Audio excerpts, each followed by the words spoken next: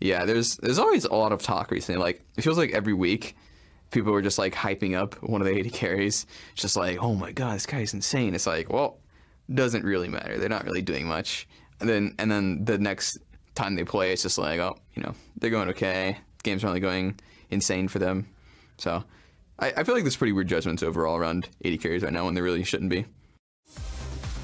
Well, interesting. Then I take it back, Sneaky. You didn't play very well last game. We gave you player of the game, but apparently you don't like it. So unlucky there. Welcome back. Of course, we are here for the deciding game of the series. Cloud9 in first place. They dropped the first game in a CLG. They came back very strong in game 2.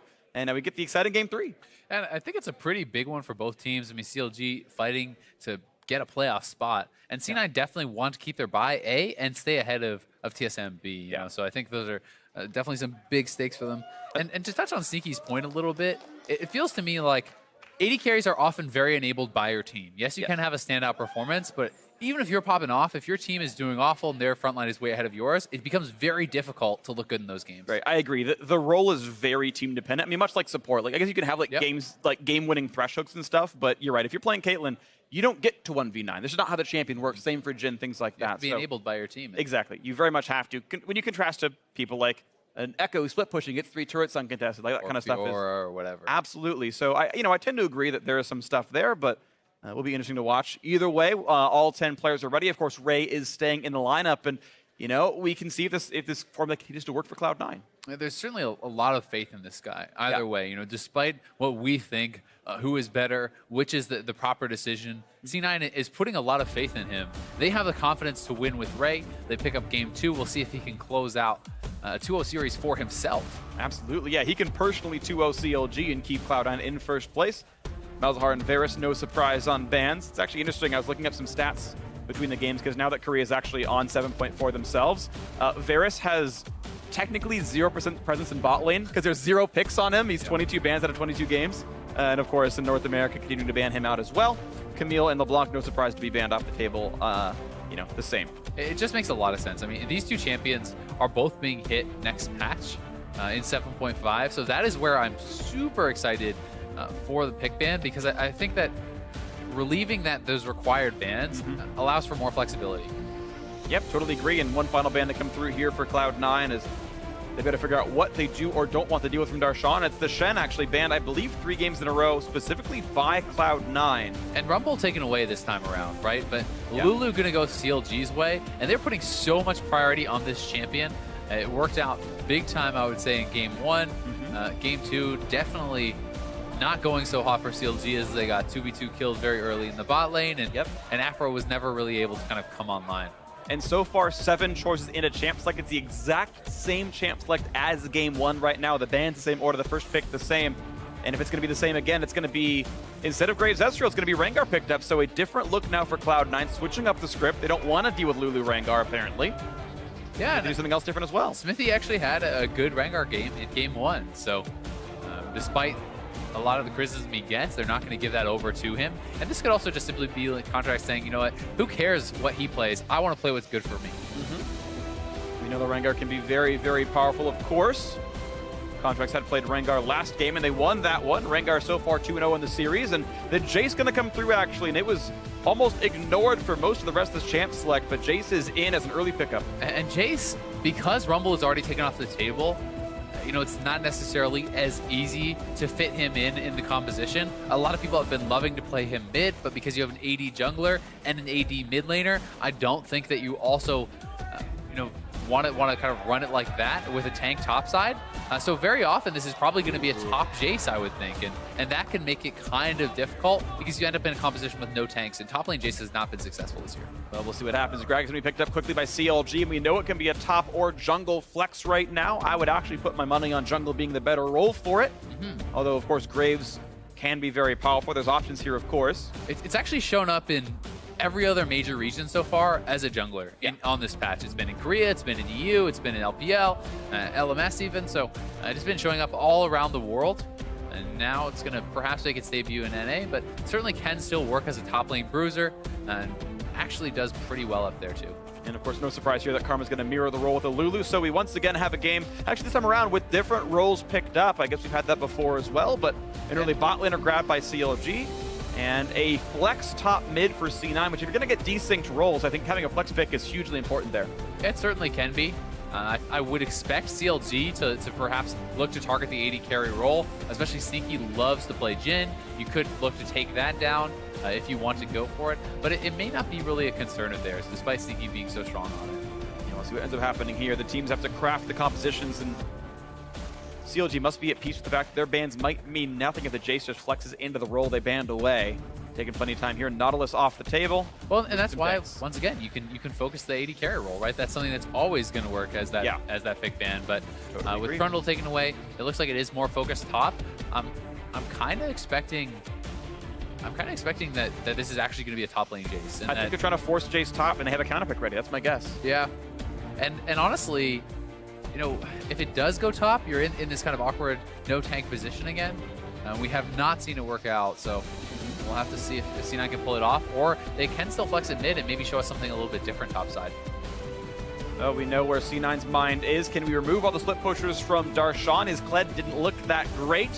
Poppy left on the table. Poppy, I think, can be good into Jace. It's one of those matchups where it feels like you will outscale eventually. We saw that a lot at Worlds, and you get bullied and then it doesn't matter and you're too tanky. So either C9 rush pick the Poppy or Darshan gets what I think is actually a pretty good champion for the matchup. So if they do lock in Renekton here, a C9 is setting themselves up for a full AD comp. Now, if I'm CLG, you simply go into, unless you play Ziggs, that's a very good point. You can go into a tank-heavy top laner and neutralize a lot of that. Ziggs can throw a wrench in the gears there. We'll see if Sneaky has that prepared, because that would make a lot of sense. Would have to go to where they can bring in. It would have to go to Huhi, because Sneaky's got a champion. Or sorry, I heard Stick say for some reason in my head. I wonder if CLG could deny that pick away or force an all AD team, or I guess there's even, unless like Jace went bot, Karma went mid. I don't think so. So yeah, the Poppy comes through. No surprise here. Popping into Renekton. Don't know the matchup that well. I feel like it's reasonably close, but obviously Cloud9 felt good blind pick in the Rumble, or the Renekton kind of respecting the matchup. You could do Ziggs mid, right? You could do Ziggs mid for Huhi, take that away from C9, and then put them in an all AD composition versus Gragas, Poppy, Lulu. Yeah, good Huhi luck can with that. play this. I actually think that would be like a severely outdrafted composition, but they're not going to go for it. And there's no guarantee that Cloud9 even wants to play the Ziggs. Sure. But it does seem to be the thing that makes their composition work. Well, going to be a couple of black cleaver uses, at least for Cloud9. We know that a lot of them can all do it, as several different bot laners are hovered here for Cloud9. Shout out to Doublelift, who played some Draven on the Friday. Didn't work for him, but at least he tried. Yeah, Draven to cap off that all AD comp into Poppy and Gragas. Ooh, I want to go against armor stacking, and it's going to be the flex pick Jace. It is the flex pick Jace. I thought it might have been Karma mid, but it's Jace bot lane, and it will be Victor mid to round out the comp. Not the flex I was expecting exactly, but all right, look at this. Very going to be a different look here. Now, this is really cool. I'm not sure how much this has been practiced. So this is a throwback. We had seen this a long time ago. There was this brief stint where we actually saw some people like Deft even playing Jace AD, but they ran teleport and stuff like that. So there was definitely some experimentation around this. And I have seen occasionally in solo queue people playing Jace bot, but it's certainly not a common thing. Not at all. And we'll see how well they can actually match up in the 2v2. This does give them a more well-balanced damage profile, as well as some pretty strong sieging, and you can have your AD split off as a split pusher and be very strong against, an Ezreal or whatever. But as far as the 2v2 goes, I certainly think it'd be very tough for Jace. I think Karma's a reasonable pickup for it, at least, because you do have some all-in power, and Karma can be an aggressive laner, so I think that 2-on-2 can work. But one thing that's going to be difficult here is that Jace is more level dependent than other bot laners or other marksmen, because he's actually got 6 ranks in his main skill. So your actual max rank Q comes at level 11, not level 9, and that takes a lot longer when you're sharing XP in the early game. So Sneaky's going to take, I think, quite a bit longer to come online here overall. But if it works, it works. It certainly could, and we'll see how. I mean, if you look across the board, there are definitely some nice matchups for C9. In the top lane, I think that Renekton and Poppy can be quite solid. That said, I have certainly heard people talking about, Skara was talking about how Ahri is very good into the Victor. So we'll see how this actually does play out. Because if you're looking at that lane matchup, it could certainly go Huhi's way. Yeah. So far, though, Jensen has gotten the better of the matchup. Some of that could be specifically playing TP Echo, but either way, it has been C9 favored in the mid lane. Yeah, both games. Absolutely agree. But here we go into the third and final one. The triple reju of Poppy. We've seen this on Shen a couple times, where Shen can actually very easily kind of make use of this. One goes into a Tiamat and things like that, but Poppy doesn't have as many build options with the reju bead. Yeah, but she's got 7 health per second regen right now, so getting bullied by the Renekton going to be a bit difficult. Is going for Grasp of the Undying, the more laning phase focused one. I do think it makes sense when you're against the lane bully, just to...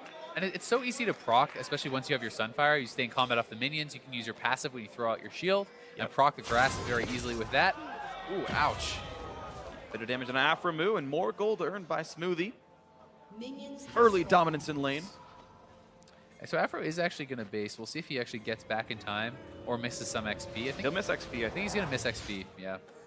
So this does put 6A in a little bit of a weird position. 6A now has to play pretty safely, knowing that his support had to base and the other lane, you're not sure if they're actually there or not. And if he steps forward and face checks a Jace and a Karma, their level 1s are incredibly powerful. Yeah. And you can get chunked out and essentially lose a lane right off of a misstep like that. So Ray giving as much of a leash as he can. Contract's going to get level 2 off the small ones. And nice by Jensen, jukes out one half of Huhi's Q. And as Afro walks into lane, he is not going to miss XP. Actually, just barely slinked into range and got the melee there. So it was 6A being pushed back. Yeah, that was actually a pretty big deal. But it's still the push lead for the C9 duo. And I guess it's really kind of no harm, no foul. It's not too bad for CLG right now. Nope, doesn't end up mattering much. But certainly always something good to track. I mean, if the other team both is level 2 and you have a level 1 support, you can look to go aggressive, especially on someone like Jace, who can simply jump in on people if the opportunity arises. Yep, and it should still be level 2 first for the C9 duo. They've got a bit more damage on the wave, but it's not off by too much, and we'll see if much happens. Ray, of course, level 2 first. No surprise here as he pushes in. Level 2 comes at a similar time, and a really good amount of poke on a Sneaky, actually. The Little Lance lands into a Mystic Shot as well, and there we go. That's part of that power. Now that's a pretty long cooldown, to be fair. It's going to remain rank 1E for a while, but still good damage to deal, and 6A is now out of potions. And Sinky does have the longsword 3-pot start, so he's going to have more sustain in these early levels than Sneaky is. So we'll see how many of those shot blasts he can actually land. A lot of it will come down to who kind of just is better with their poke. Sure, absolutely, and still more of that poke is landing. Playing afloat right now, CLG. They put some more damage across, and it's really a pretty good back and forth. Nice dodge on that little shot right there, and now he's going in. Darshan was walking out. Gonna land the body slam, and I guess he was afraid of Ray all-inning with all the fury he's got. And yeah, you can see Darshan very afraid of all-ins from Ray because they know how much damage can be had there. And Darshan had actually already used his flash, so he definitely was getting all-in there. At least Smithy comes and makes it an even trade of flashes. So some parity back to the lane, and that does make you play as the aggressor a lot more safe. And I also think that a trade of flashes is actually worse for the Renekton because he wants to bully and really kind of control the early game. Yeah, and it needs that to get away from some of the ganks that might come through here. Quick scars, look at the spots that Smithy is doing this camp right now, but it doesn't really matter as Contract's also stealing away the Krugs. So the fact that Smithy had to go up there actually does give a bit of a lead to Contract. So you've used that nicely. Sneaky out of mana right now, but a nice chunk on Aframu actually kiting forwards. Yeah, and he actually took both sides of that, and Rengar is behind them. Contracts could look for the flash kill. We'll see if they can pull it off. I don't know if it's going to happen. Can't get the pull either, and a couple of nice shots on the Contracts. Loses 200, 300 HP. CLG staying afloat. Yeah, the Smoothie has no potions, neither does Afro. So this is where skill shot accuracy becomes incredibly important. Whoever hits the next couple shots can force their opponent out of the lane. Very like easily. This, forcing someone to kill. But look at the shots back onto him. Sneaky. Stixie's going to go forward. Afro is going here. For this, but the exhaust is on. He's got to watch. He has no heal. No heal. Ooh, the shield comes in. Afro's going to be in danger as well. A couple more hits come through, but Smithy's out of mana. And that was a pretty tight trade Everyone's right there. coming down. Smithy and Huhi made the roam. And they're going to look to force a Body burst slam flash recall. available. Yeah, someone to heal in. It's going to be Smoothie. We're running out of health, and the first blood's going to come in. Donated over to Huhi's auto attack. And CLG get the better of the play. The big roam comes in. Huhi making the move down. C9 cannot contest that. It's very tight bot lane here. Ends up going CLG's way. And it's a farm lead for 6A as well. He's plus 12 in minions right now. That's more than the wave is. So nicely done CLG overall. Yeah, this was ridiculously close. So much pressure on these players here. As Stixay, his heal is forced out, but he looks to trade back pretty aggressively. And the cannon minion and the wave retaliating as well gives him some confidence. But Afro flashing in and shielding this barely saves him there. It actually really, came after really the close. auto. I think the shield actually blocked no damage at all. But either way, it is. Yeah, C9 just running away, and Xmithie just landing the body slam. Yeah, this is a nice body slam. Flash. Flash over to make sure Flash to body minions. slam, yep. That was actually required. He wouldn't have gotten that play otherwise. Either way, summoners were down. They're able to pick it up. Yeah. Pretty good stuff. Definitely agree. And CLG, 300 gold lead off the first blood. They were otherwise getting out lane. You can see the 10 deficit in the mid lane and minus 10 in the top lane as well. Ray getting a little bit out of this one as he shoves in. And the Ninja Tabby rush for Darshan to stay alive. Yep, and he does have that triple rejuve beat, so a lot of regen. He's going to start stabilizing, and the more armor you get, even though Renekton is building pretty aggressive, it actually becomes pretty hard to outpace the defensive stats of the Poppy. Yeah. You know, when you're sitting on things like a bombing and a chain vest plus tabbies, even if Ray is on components of a Black Cleaver, it's tough to actually get a lot of damage out. I totally agree. I think Darshan's going to be pretty safe overall. Maybe he doesn't 1v1 him super well, but Poppy gets a lot of damage even just for building tank. And he's kind of a semi-bruiser in that regard, not a full tank in some respects. The base stats are very high on Poppy's damage, so you certainly can be pretty powerful. If you want to build towards something like an Iceborne, your dueling potential definitely rises up quite heavily. Absolutely. We'll see if we can get more of that happening.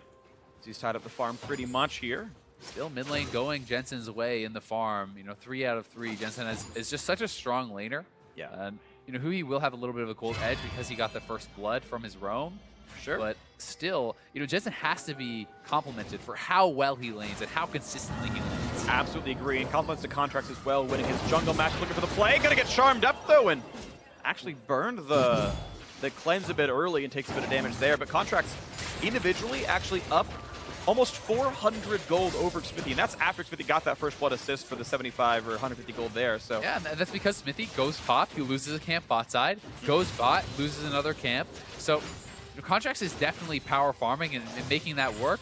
Unfortunately for him, the fact that his first ultimate was a flub, it does hurt him a bit in that regard, because Xmithie is going to hit 6 and be able to pull off a very powerful gank. The level 6 on Gragas is one of the hardest to avoid ganks. totally agree. And going to be coming up pretty soon here, and if you got follow through with things like Poppy or follow through with an Ahri, that is very hard to deal with. Xmithie gonna keep clearing his jungle the best he can. We'll see continue on forward. Stixxay still holding this 12 minion lead. Nice little trade for Smoothie. Actually able to cut away from this one. I'm also going to be pretty excited to see what Xmithie is going to build as far as total build path here.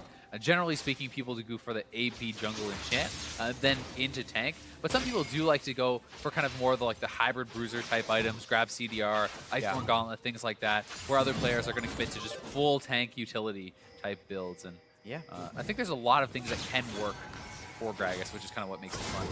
So what he goes for here is, of course, doing the magic damage enchant, not the Cinder Hulk, and almost everyone does go for. Ooh, the flash follow in, exhaust in against Jensen, trying to flash get away from it all. Still the kill comes through, but the slow is in for Gragas, that's the kill, and the trade comes through, and I think a little bit worth it for CLG. They get the assist, and they get control of mid lane. Yeah, they will. Still, a nice play from Jensen, and had Xmithie not been there, he would have executed on that kill. Hui actually flashing to the other side of the ultimate here, so this may have looked pretty weird. But what he actually is doing is he's flashing away from the ultimate while his opponent is charmed to avoid that tick of the damage, but does get taken out regardless. And Xmithie, splat. Able to clean that up. Yeah, the thing is, Chaos Storm moves faster the closer it is to Victor, and so if you're going to the other side of the champion, it zips past you, and he actually only missed 1 tick overall. Maybe a flash to the right would have changed that, but either way, it is, of course, the trade, and they're going to all kind of stay the same right here. Quick Rico to come in for the bot lane. And I actually want to know if Sneaky's going to go for a tier-focused build or not. Of course, you got the early serrated Dirk, but... Yeah, I don't think you're probably going to go tier if you don't. Probably not. This early. Generally speaking, you want to get that tier stacking. But that said, that's one of the things that can be tougher about bot lane Jace versus mid lane Jace. Blue buffs are likely going to go over to Jensen, and you don't always get those. And without that blue buff, it can be kind of tough sometimes to keep your mana up. Definitely agree, and we'll see. As right now, he's just going to complete the Youmuu's Ghost Blade. No huge surprise there. He just is not going to go for a tier stack. Stixxay a later recall. And stacking the tier, of course. As far as combat power, the Jace is going to be massively ahead of the Ezreal. You know, when you complete that Ghost Blade, I think that it's such a big power spike. So you can look to try to get aggressive and really kind of get an advantage from that, because despite the small CS disadvantage, if you can get a kill or even pull your opponent out, you can even it up pretty quickly. Absolutely. Right now, Mana Moon done for Stixxay means he'll stack up even faster than before, and He's going to hit that Muramana power spike nice and early. Contracts. Hits S, make sure the buff goes over to Jensen. But still that 20 minion lead for the C9 mid laner. Again, compliments to Jensen for consistently being a huge threat in lane, almost always winning it. He has just been such a strong player for such a long time now. He has really been consistent, and the development of Jensen into this star player has been pretty exciting. I remember his first game coming into the league against TSM. I believe he played Xerath, actually. He was down like 100 CS and stuff, and against Bjergsen. It's crazy to see how far he has come, just as far as consistency and overall performance. He's a total package player. Yeah, this might be the first time in a long time that Cloud9 are maybe keen to win a North American Championship. Again, they're the first place team right now. Of course, there's still more league to play, but for the first time in years, they're probably the favorites coming into playoffs, coming into the end of the season. We'll see if they can retain this form. They haven't really done it since the days of Meteos and high in the mid lane and whatnot. So, maybe bright things ahead for this new look C9 roster. And now, to focus on the bot side of the map, an early Ocean Drake, 12 minutes, not bad. Still more laning phase to play, means they get a lot out of this. And it would help to alleviate some of the mana issues of a tierless Jace. But Smithy, is he going to go for a steal? Looks like he wants to. He steals it! Nicely done, Xmithy, and gets away with it. Not even burning any summoner, not named Smite. Beautifully done by Xmithy. Playing much better than he has for most of this year. The charm comes in, not going to find a lot on a Jensen, who he's still going to kite away nicely. Wide slam on a contract, forcing the flash out, and Sneaky's in a dangerous position. The flash Q auto attack comes through, and Sneaky gets the kill. Jensen's going to be next, the 2 for 0, plus the Drake. All right, 1 kill comes through, but Afmu okay to give his life. Didn't ult himself, though, so maybe a misplay by the CLG support. Still advantage CLG, into the mid lane they go. And they're pushing mid lane turret. The bot lane is going to be shoved. Ray is looking to try to get a turret back here. And we'll see if the race does go CLG's way. It likely will, but maybe not with the mini wave going down now.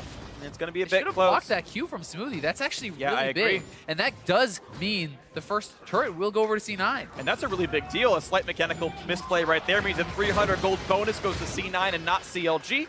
Ray able to capitalize on something in the top lane. He has 30 minions up on Darshan with the completed Black Cleaver. And it's the opposite of game 1 here, where C9 have all their hopes right now, it feels like, on their top laner, whereas CLG seem to start winning everywhere else. Yeah, and Darshan makes this roam so early, he doesn't actually use the TP, so able to get a nice smite down, and they actually get the ult early out of Contracts. When Contracts re-engages, this signals CLG to go in for the fight. And I mean, their top laner is not here, whereas Darshan has already arrived. Smithy with a really nice body slam flash there, and they're able to get the stun over onto Jensen. Really across all the sides, CLG was making some good plays. Ray had a huge misplay right there. He wanted TP in the fight, and he clicked the mini-map and TP to the top lane inhibitor turret, and had to cancel, so he clicks the wrong spot on his screen. That's huge. Actually a big deal. So he wanted to be part of the fight and goes, oh, I screwed up, guys, please. I'm sorry, I didn't show up to the fight. You gotta get away from this one. And of course, CLG gets something back. Ray, though, keeps the gold equal by pushing the top lane. Maybe in the grand scheme of things, not TPing is the right play because of how it plays out with first turret gold. Either way, the game is tied in money. CLG have the Ocean Drake thanks to an Xmithy steal, and we are back to resetting on this game with a pretty large lead for Ray individually thanks to that 25 minion lead. And the turret big, but Poppy, even on less gold, can still be highly effective, and they have the TP advantage here too for a while because Darshan did run all the way down. So despite the error from Ray, C9 still in there, and Smithy is wrapping around. They're looking to take out Sneaky, but Rengar moving down will be here to counter that play.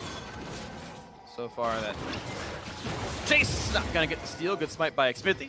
Ray still pushing in. And by the way, Ray is 1,100 gold up over Darshan. That's what first turret gold will do for you. Local gold's a thing. 1,200 gold up, actually. And that's the advantage that C9 must use because the rest of their team are, by, math, down 1,200 gold in the 4v4.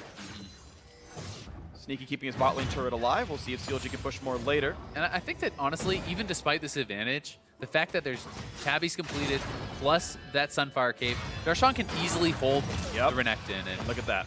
He can hold him at his turret, no problem, and even get somewhat aggressive with the grasp and try to whittle him down a little bit. Speaking of getting aggressive, though, Smithy in the battle with Contracts, both level 9, and look at this. Gragas is bodying him around. TP coming in now. Contract float, he's gonna die for this one. Nice pickup there goes to Huhi. Here's the Renekton. The re-engage, the knockup is there, but Xfinity gonna run out of HP, and now the push is on towards Huhi, who does not have any dashes left, and Sneaky in the battle with Darshan, who picks that one up. Meanwhile, a trade kill comes in for Stixxay. COD have lost 3, they've lost 4. What a big fight, a quadra kill for the Renekton. Ray sadly loses his life. It's no penta for him, but Jensen gonna clean up what his fellow solo lane started as Darshan has a lot of armor, but no magic resist. This will be a kill through to Jensen. The ace for Cloud9 and the gold lead for the red team. The advantage pays off for Ray as he's able to get in the middle of that fight in between all these carries, and he is just enormous. And here it is starting up, but it's all about the Renekton coming in, and this is where all their gold is. You called it out, Freak. He had to be big, and one of the key things is kind of the commitment onto Sneaky. You'll watch Stixxay going forward onto Sneaky there. Now they're just ignoring the Renekton to finish off Sneaky. They do get that, but look at this empowered Q right here. Just crushing through the health of all of these 60 members. health. It's just insane how much damage he got there. And while they do clean up Sneaky, Ray was the real concern. And this right there, while that looks like a funny whiff, I think he's actually trying to anticipate a flash. That is I'm going to give him the benefit of the doubt there, because many people do try to flash that telegraph play. Regardless, Jensen didn't even have his flash, and it ends up being a big whiff, so it's a mistake either way, but I don't think that Darshan just whiffed it that badly. Right, yeah, there's always reasons for anything at this kind of level of play, and right now it's the way it is, but Ray is obviously massive. He's going towards even more durability here. The Tiamat's in for the attack reset, and you break out of the animation of W, and it's going to be difficult. Jarm's Fist for durability. Ninja Tabby is good against Poppy. She is mostly a physical damage dealer. Of course, Grasp and Sunfire are magic, so it's not entirely one damage type, but look at this Ray just really pushing him out. Lots of damage done there. Fervor of Battle helps, and Darshan can no longer handle this matchup. He's down 50 CS at this point. Ray is going to smash this matchup.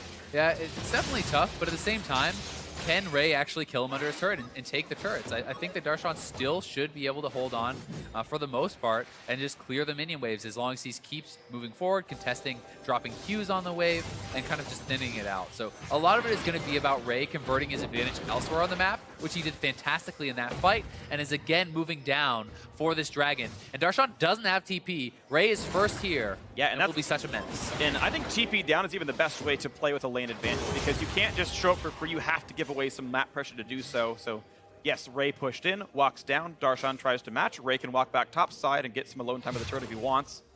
He's going to stay and control mid lane a bit here, take the Raptors, and make sure mid tier 2 stays alive.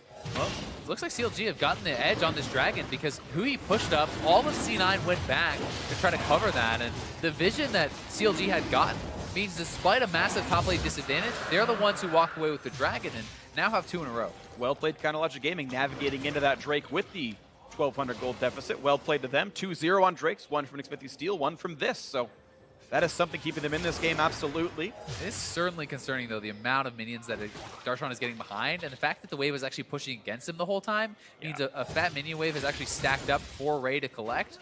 Experience is the biggest of deals to me in this. I think that if you're down CS, it's rough, but as long as you're close on levels, it's more okay, and Darshan's falling behind in both regards. And that's going to make it difficult. 2 levels is rough. Otherwise, the team is pretty close here. Supports, spot laners, junglers about the same. And pressure for bot lane tier 2. We're seeing CLG make plays with the 4-on-4. That kind of core squad is pretty equivalent or even ahead, and CLG able to make that one happen. And now C9 trying to push up mid, but Hui already back there, so making a good roam to bot side, pressuring the bot lane away, and that gives his team a turret.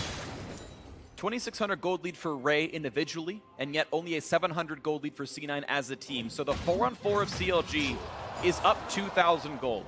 And that's what CLG is using, right? They're letting Darshan, as you're mentioning, Darshan can survive in the matchup, right? He can handle it overall, and that's what's happening right here. Yeah, you can see a lot of that lead is specifically Stixxay over Sneaky right now. This Jace pick isn't paying off just yet. That is almost 2,000 gold just individually there. So that is like really big. The fact that he is on Triforce already, working towards that Muramana, he's going to be so strong in these fights and does have the protection of that Lulu. We'll see what Stixxay can get done there. As I think it's a lot harder to team fight on the Jace than it is on an Ezreal. I agree. I think Ezreal's going to be significantly better for, I think, the entirety of the game, honestly. Yeah. It's one of the reasons we don't see Jace bot a lot is I feel like it's hard to maneuver the champion, but Either way, CLG also 4x Ninja Tabby. This time I do like it because all the gold's on the Renekton. It is a triple AD team. It's only Jensen bringing in meaningful magic damage. This time I do like the Ninja Tabbies, and CLG itemizing to not die to him. And Ray down to that bot lane, level 14 now, highest in the game, pushing for this turret. And Darshan needs to be on him. He needs to be taking down these minion waves and thinning them out as fast as possible, because it's about contesting the minions, not about contesting the Renekton.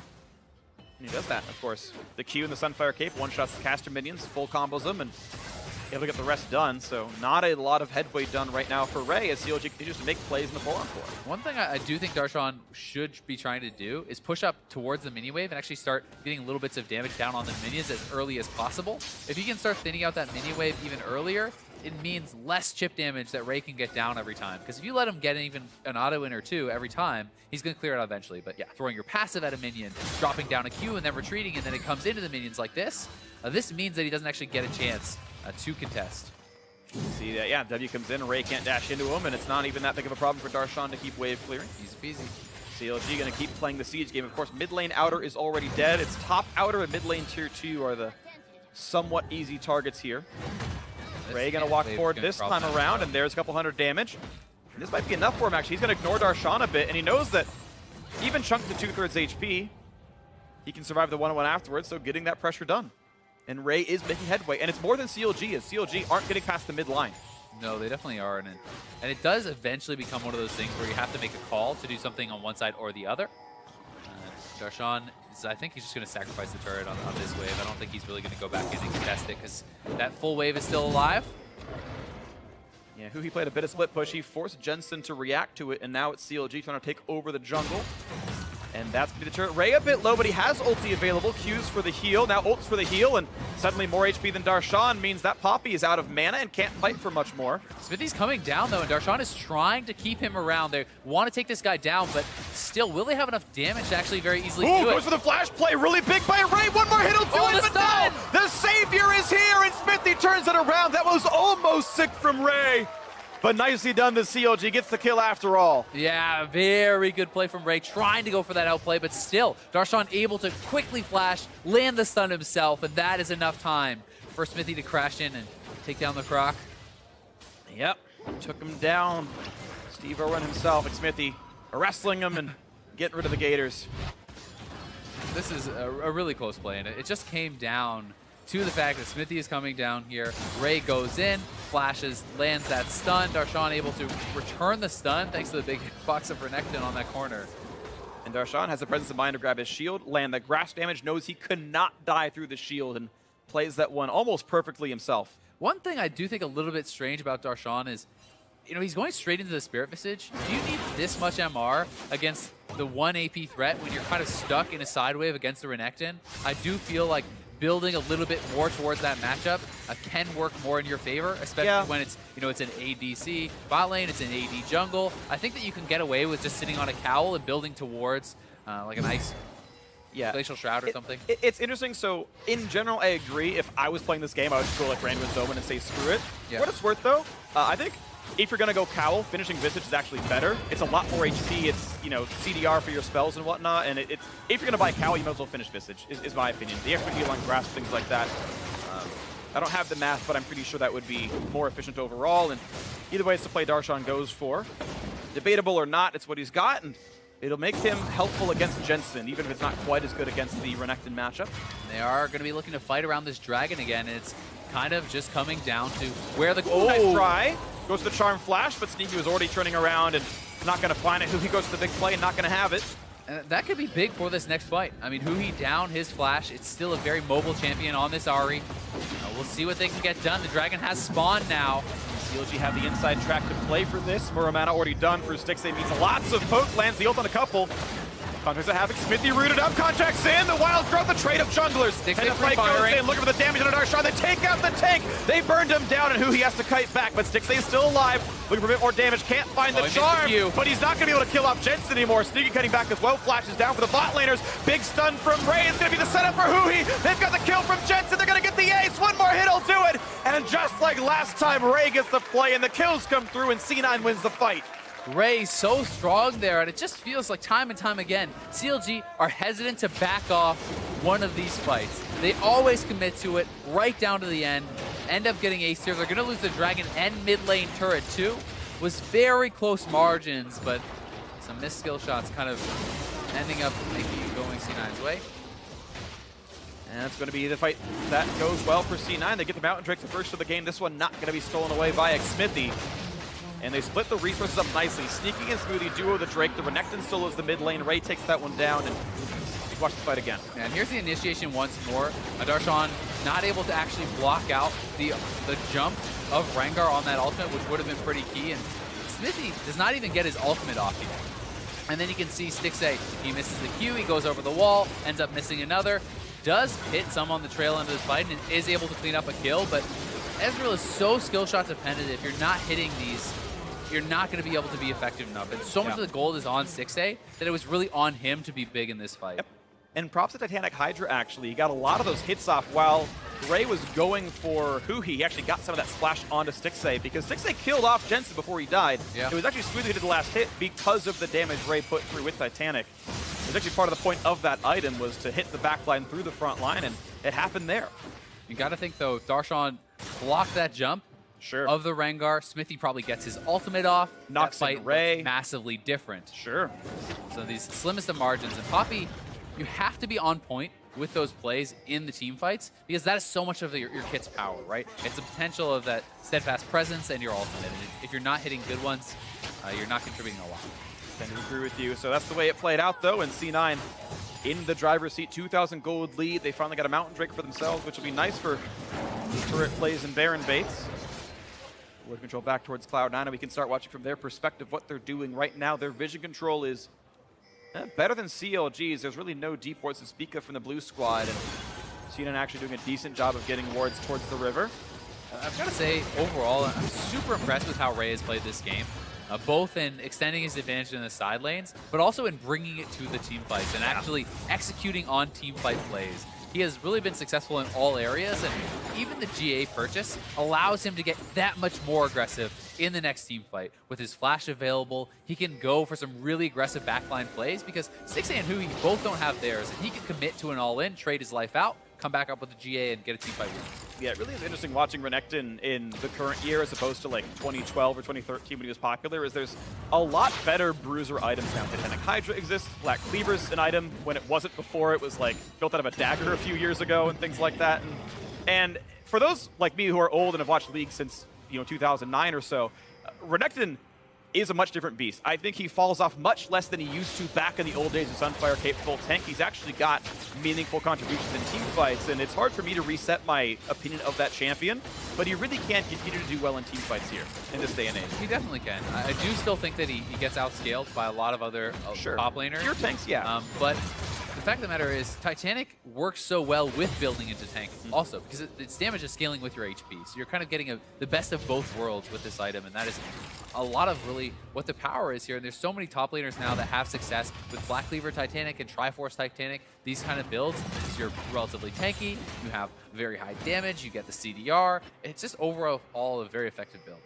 And Green is going to keep trying to do that. Level 16 still has that lead over everyone else in the game, not named Jensen. Sneaky, finally level 13 here, has a nice couple levels on his belt. And the question is, can Cloud9 continue to convert on their advantage? As you mentioned, Renekton probably does still get outscaled a little bit by champions like Poppy. I tend to agree. Charm's going to miss from He doesn't get meaningful damage on a contract either. Oh, and here the TP, they're looking for this play. Remember, no flash on Stixxay. Will be able to kite away a little bit. Body some on a contract, look for the knock-in. They're going to get knocked down. The front liners can't quite do it. Redemption heal on both sides, and keep their health bars afloat. Stixxay chunked down to 3/4. So far, so good on both sides. Health bars are here. He almost hit up by Ray. Darshan still holding the front. Smithy going to do the same. 2-tank team for CLG. C9 only quasi-frontliners. Both Rengar and Renekton not as big as their counterparts. Body slam onto Ray means some lots decent of damage on him. Yeah, down to half HP. And that's going to be enough to force a recall out of some of these C9 members. More Poker 6, he really wants to push forward. He's got the support of his teammates. Ray, ooh, not in a good spot. He's going to get the GA pop, just maybe.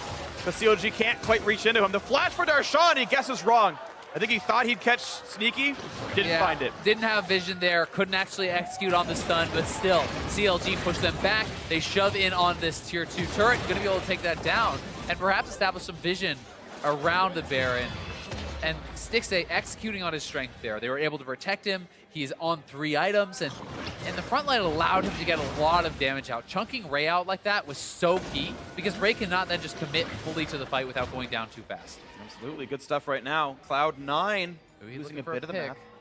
Charm on towards Ray. Whimsy's here. The flash. The Charm's going to land actually in front of the Slice and Dice.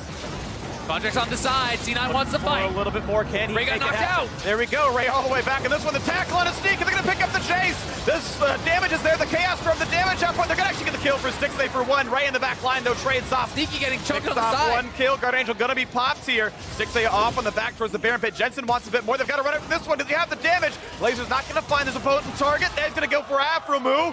One more shuttle to it, but still forced to kite away for this one. Body slam is in. Jensen can't get the kill just yet. The damage output's there. Stixxay gets the snipe from downtown. 2 for 1 lead to CLG, trying to find a little bit more here. Ray's on the side, though, has his ultimate. He's going in. He's spotted by a ward. Afro's got to kite back here. It's Darshan going to lose the Guardian Angel. Stixxay's in base. CLG needs to run here. This is not a winnable fight for them. There's a redemption heal. Poppy still wants into this one. Not going to find it, though, and Darshan over-aggressed on this one. Not going to get anything to happen. Of course, the Guardian Angel makes that one pretty easy. And looks like it's going to be a 2 for 2 overall. As CLG and C9 will both disengage. Nice little play on the back end from Ray to pick up another kill, and that fight was decided by the slimmest of margins. Jensen just barely did not take out Stixxay in the middle of that fight, and that allowed Stixxay to stay around for so long and land these Qs, and barely able to actually stay alive. This is kind of an unintentional, happy little accident there for C9, and then they go in for the fight, and track Stixxay on the top side of this fight. He goes over the wall, he's up on the top side, and in comes Jensen with the laser, and is able to get so much damage down on Stixxay. This is almost a one fight right there. He's not actually able to get the Lich Bane auto off, and Stixxay's able to kite back. Jensen not able to finish him off, and in the end of the fight, they're pretty close. C9 got the Drake off that way. Now the engage towards Stixxay, jumps to the wall, goes for Ray, can't quite get the damage. But Hui gets the solo kill on a Jensen somewhere else in the map in the mid lane. Hui makes a big pick. Body slam finds Contracts. That'll be a 2 for 0. CLG open up the map. Jungle and mid lane are dead. Yeah, with the jungler down, CLG could go straight over to Baron. I think that's going to be the play here. We'll see if C9 can do anything about it. Ray low on health, no teleport. Sneaky could look to poke them out, but this is a risky contest if they want to try it all. It's going to be very difficult for Cloud9 right now as Counter Logic Gaming with the gold deficit still after those 2 kills.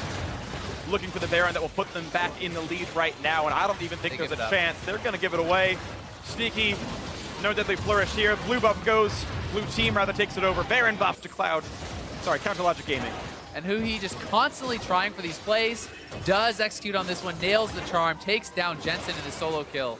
And he has been so aggressive on his RE this game. Not all his plays have been paying off, but he's been making it work for the most part. He got it this time. Scoreline similar to Jensen's, 4-4 and 7 to 5-5 and 7. And also got to give massive props to Stixxay, 8-2 and 1. He grabbed the Ezreal early on, and it's paid off. That's the biggest problem is now at this point, I do feel like Renekton is starting to fall off compared to the Poppy, and the massive amount of gold that has been funneled into him compared to the gold that's in Stixxay, I just feel like it's more valuable on the Ezreal now. And there's so much pressure on C9 to be able to execute Stixxay. If you don't have the Victor one-shotting Stixxay or someone flying in and taking him out really quickly, he will take over the fight. Yeah. And he's got just a great tank-killing build, as you're mentioning. Lord Dominus Regards and Blade of the Rune King is huge for this, and here we go for top lane outer. Meanwhile, Ray is splitting. He does have TP, and we'll see what kind of things can be equalized. First turret goes down. It's bot lane 2-2 dropping, and top lane outer going to go down as well. Now it's top lane 2-2 for CLG, finding a bit more. As Ray finally does get the equalized turret kill. Nice little bit of wave clear, but it's still a 5 versus 4. And there's no lot of Baron minions here. I mean, Ray, I think, needs the base, because if this gets cleared out too much, you could just go for the inhibitor, but it's actually Darshan to go back first. Yeah, the minions got cleared enough. Look at how big the minion wave is, and Ray not going to get much more for this one. And no collapse to go for the kill. Darshan actually wants to chase, and what, is his team going to collapse for this? 2-level deficit for Darshan, and Ray's running away. He knows CLG is inside track and killing him. It could simply be Darshan says, hey, if I chase you and stop you from TPing, it's actually worth me not being at the fight too. And confidence in his team to perhaps win that 4v4. He's just going to delay Ray. Yeah, he's essentially saying Ray is more valuable than him, so keep it in a 4v4. I mean, he's been flame rising this game. 5 kills, 7 assists on that Renekton. He's pretty much the entire C9 team right now.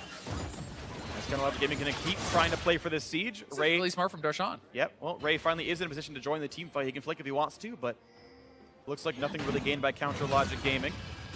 Just the wave clear, and Darshan's gonna reset how much of a push Ray could have. Of course, there was a ward there, but now Jensen in the mix. Rengar ulti, they're looking for Darshan, but not going to be able to take him out. They won't quite find it, but now it's towards the mid lane. CLG once again on the push. Can C9 defend in time? Smithy has the Baron minions on the top side, so they just need to chill out here. They don't need to go in. Look for the Planda, who he's gonna land the Bola. That's a big root, lock it to buy a bit of time, and who able to get away, but had burned his ulti for it. Meanwhile, top lane was still getting pushed. Not a ton of damage from McSmithy, so it doesn't mean that much, but it is still farm lost by C9. And the next minion wave comes in. Huhi is on that turret. It will go down pretty fast here. And there's the turret going down, picked up. 36 minutes in, 3,000 gold lead for Counter Logic Gaming. Looking for a bit more onto the base. We know 6A is huge, takes a bit of poke, but he's so far all right with this one. And out we go with that. It does become a bit of a scary push to continue for CLG. They want to get an inhibitor, but Baron buff is expiring, and they have a lot of gold in their pockets, so they will have to play it close. Let's see.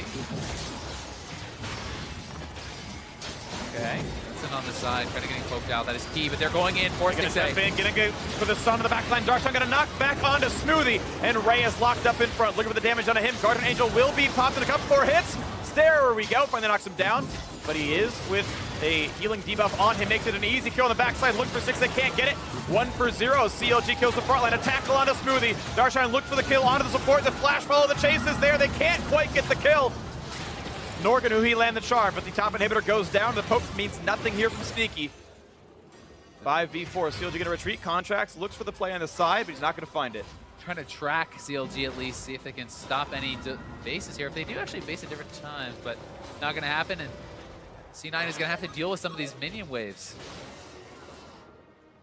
Okay, yeah, just going to reset on this one, but it's still advantage CLG. 4,000 gold Baron power play, 1,500 of that being the Baron itself, and another 2,500 earned gold from their pushing. Yeah, and so much of the gold is in their pockets now, ready to spend. You know, there's like 2,600 gold on 6A, 2,500 gold on Smithy. They have so much to spend, and they will now be able to cash in on their gold lead, because during that fight, actual combat power on their champions, they were actually down in gold.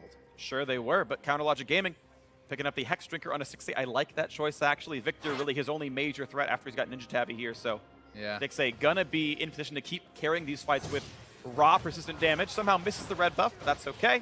He's got auto attacks. Too. So he's really Yeah, knowing that on. these next in fights are going to be so important, especially with the Elder coming up right now. Absolutely. If CLG could secure that Elder, they could very likely use that to try to close out the game, as top lane inhibitor is already down, and that minion pressure is going to be working in their favor. I agree. Chances are high that Elder Dragon means a game win and a match win for Counter Logic Gaming.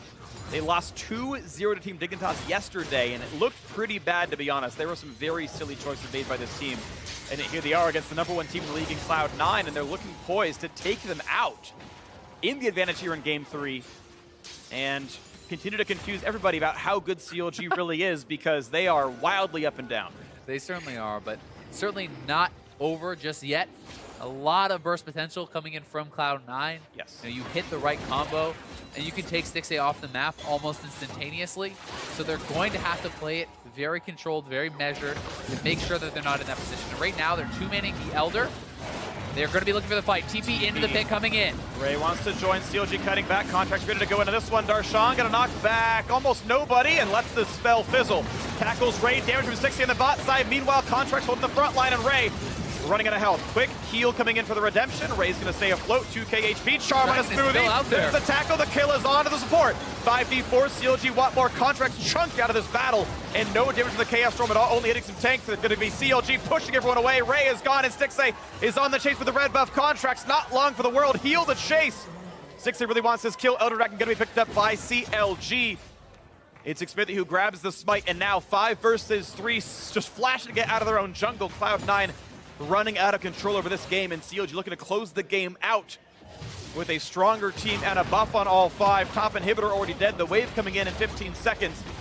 Reinforcing the mid lane already here, and CLG looking to close out the match.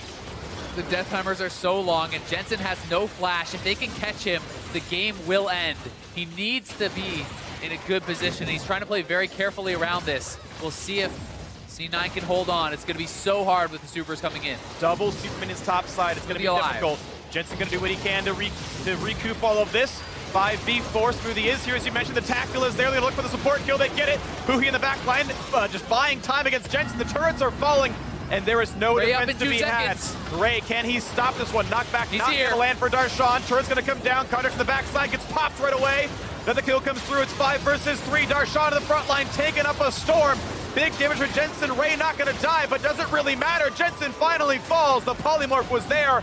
And the Nexus, the next one on the chopping block. Counter Logic Gaming gonna dethrone the #1 team in North America with the match win 2-1. And CLG turning heads with the win over Cloud9.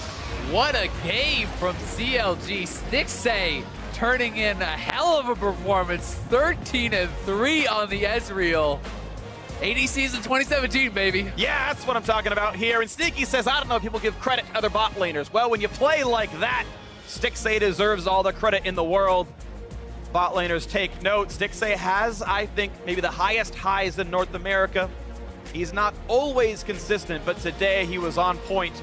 Game 1, his Caitlyn was instrumental. Game 3, his Ezreal was even more than that. Yeah, I mean, they play these compositions so well. I think the protect the AD carry type compositions, this looks like a CLG that could go far, that can threaten the very best teams in the playoffs. I want you to, without looking at stats you already have though, guess the damage per minute from Stixxay here. Crowd, right into Twitter, at LOL Esports, hashtag NALCS, guess the damage per minute from Stixxay. 54,000 in a 40-minute game is about 1,300, more than 1,300 damage per minute. That is actually bonkers. That is obnoxiously high. Stixxay had insane uptime this game. Quick eyebrow raise, smile. He knows he carried that game. CLG fans, be careful with your faith.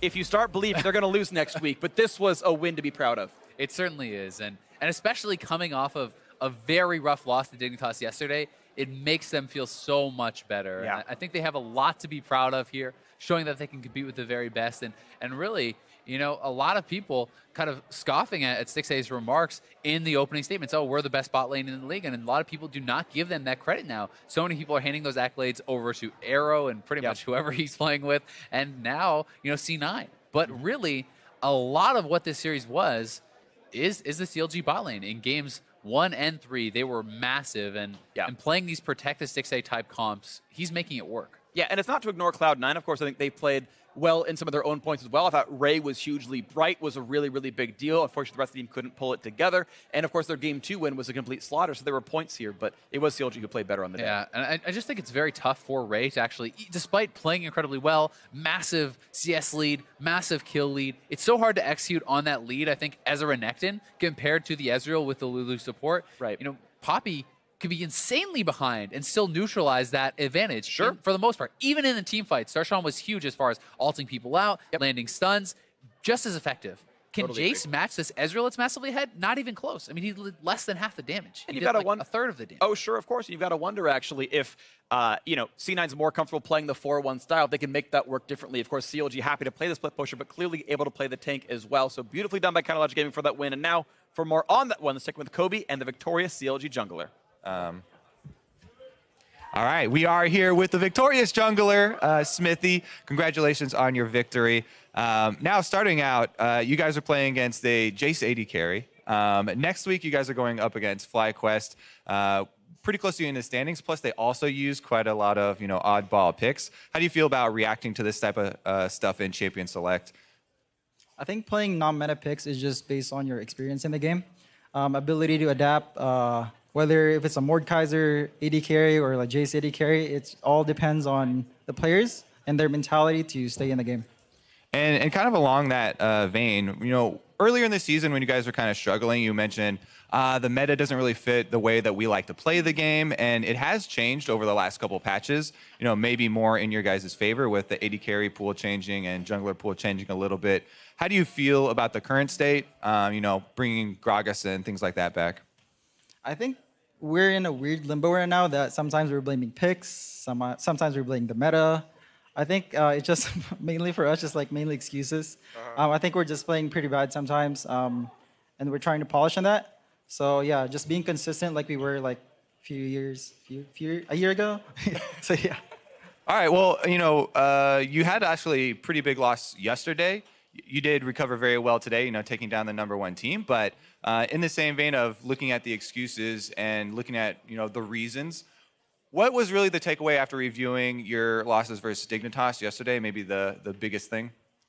Probably the biggest thing is just keeping communication alive when you're behind. Usually we're ahead pretty much every early game. And then usually that one mistake snowballs into another mistake, and we just keep bleeding that over and over.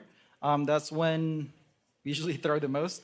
So yeah, just avoiding that pretty much can solve our mistakes. So. All right. Well, good luck for your matches upcoming, and hopefully you can have some focused practice. We're going to send it back over to the guys at the desk now.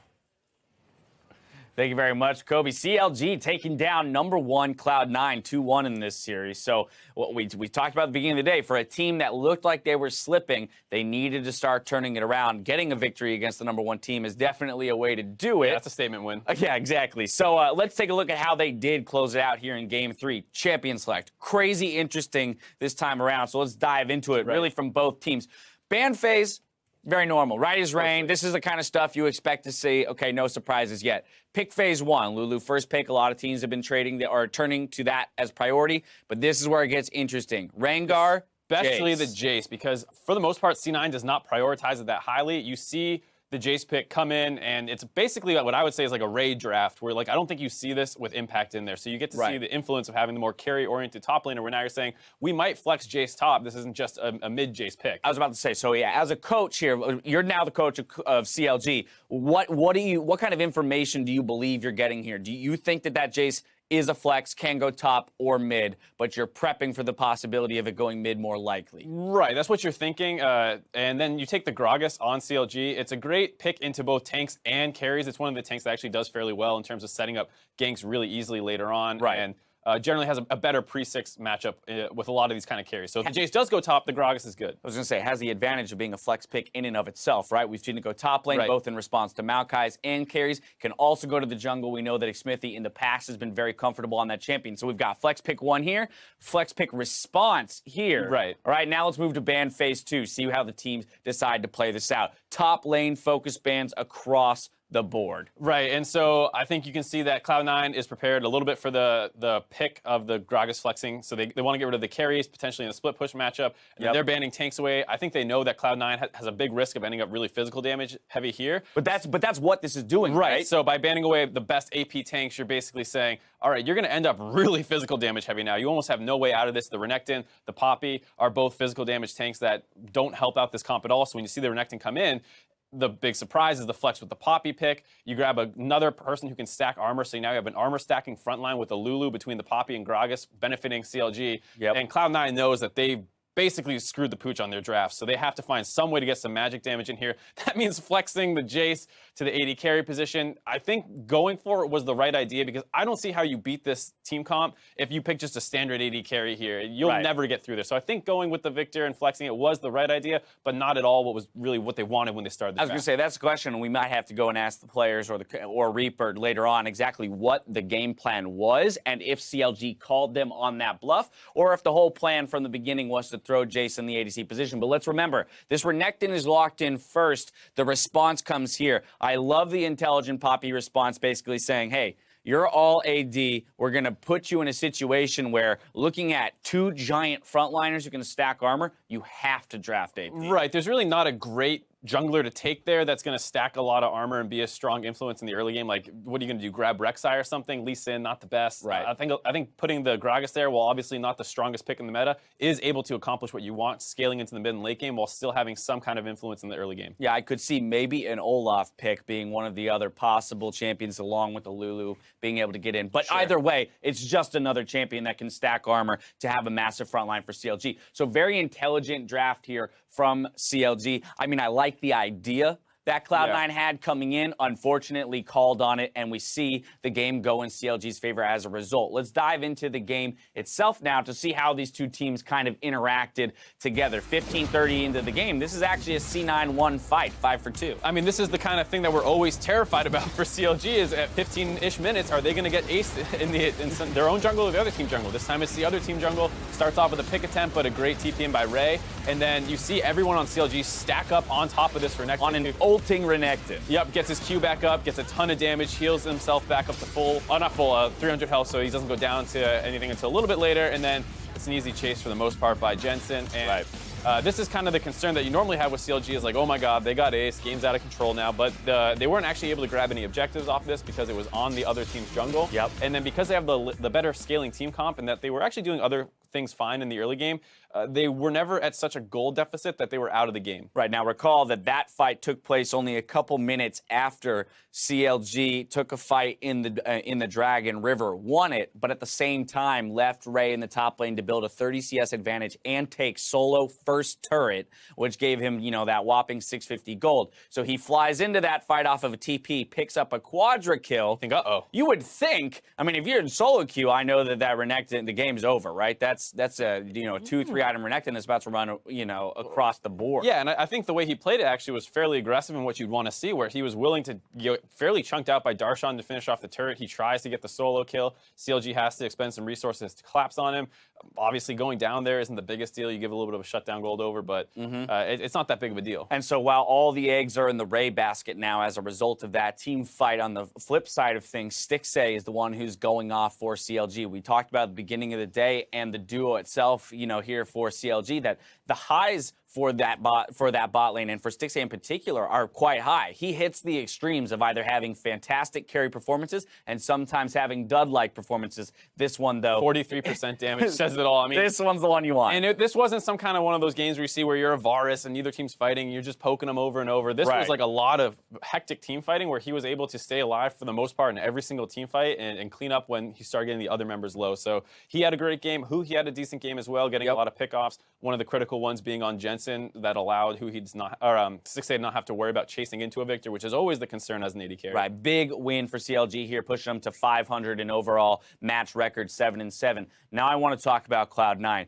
Return to our question around Ray and Impact going into this game. Why is it that they're swapping them out this late in the series? What would be the possible reasons, and what are the advantages, disadvantages to playing either of these guys? So here's a small stats comparison. Quite obviously, KDA higher for Impact, DPM slightly higher out of Ray, but that's because if you look at the champion pools, more carry potential in terms of champion picks coming out of Ray than, say, Impact. But overall unique champion difference is actually not that much. It's only a couple champions to either person's pool. You're right. It's a lot of the physical damage carry champions for Ray, where you see the Jason there, the Fiora. And one of the stats that's missing in there that's really important is the kill participation, where just prior to this game, I don't know what it was influenced by this game, but it was 65% for Impact and roughly 45% for Ray. So Ray was clearly in the split push mode where he's not TPing into fights like instantly. He's not the guy who starts the fights even.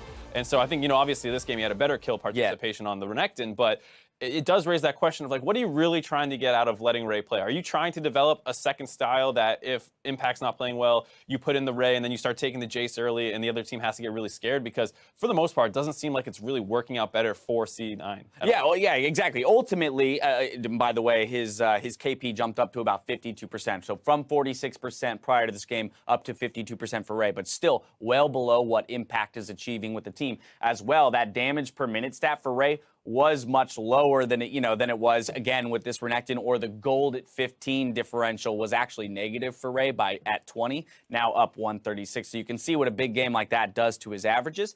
But overall, I think the main point is that, look, if you're going to run two players in a position, you clearly have to split not just game time on the stage, but scrim time. And so what is that doing to the team's ability to develop as a five-man squad when you're trying to stretch between more players?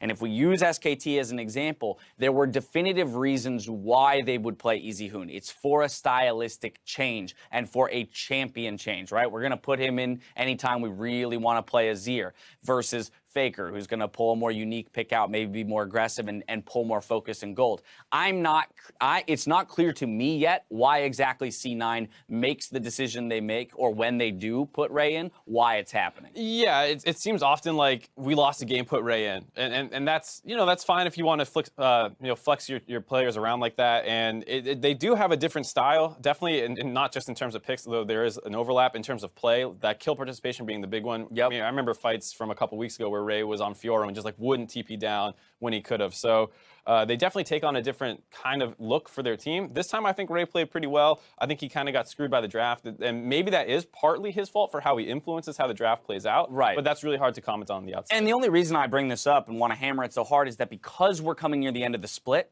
and you've got an actual race for first place. Be a different story if C9 was undefeated and 4 games ahead of TSM. No one's going to challenge them for that first seed going into playoffs. But when you're actually competing against somebody else for playoff positioning and a better road to the finals domestically, I think you should, at a certain point, put your best foot forward. It's a little hard to say because you're basically saying, is P1 going to catch us and are we going to lose the first round bye? Most likely not. And then between the 3 through 6 spot, we talked about at the start of the day how much of a mess that is. You have no idea. Really care who your opponent is. Are you really going to get to the 6th place team or the 3rd? Like, do you know who you're really going to play? Like, it's so up in the air right now that I understand trying to develop a secondary play style, but it hasn't been the most convincing. All right, well, C9 suffering a loss and CLG perhaps starting a climb here at the end of the season, but ultimately that's going to do it for Series 1 of our day. That's not all the league, though, we have. Up next, we've got Immortals taking to the stage against TSM. Don't touch that browser. More North American LCS when we return.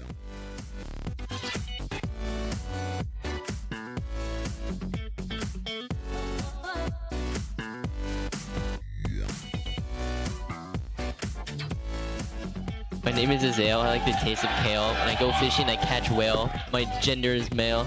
What if this is gonna be on mic check? You're just reading Freak's rap. Yeah.